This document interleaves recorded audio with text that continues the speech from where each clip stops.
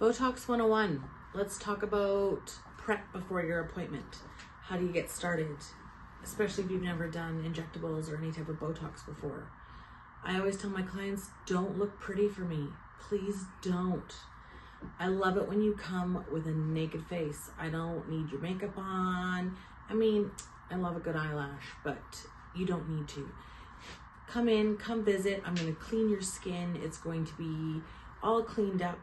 If you do come with a full face of makeup, I do my very, very best to just clean all the areas I need to clean, but it does sometimes look a little odd. And then I do have some tinted sunscreen that I can help blend it out a little bit for you. But I always ask, don't be pretty for me.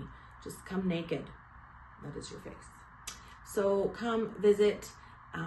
We'll get you started. I ask that you preferably don't drink alcohol before you come. Not because, I mean, if that's what you choose to do, great, but it just thins your blood a little bit, so it puts you at higher risk for bruising.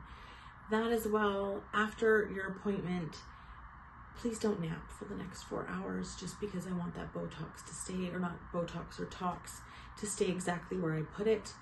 And then also no heavy workouts, no steam showers, all those things get your heart rate up, get your blood a little bit thinner, and my Tox can travel places that I don't want it to travel. It can go a little farther than I want it to, and it also increases your risk of bruising. So there's a few rules that I like you to follow. They're pretty basic.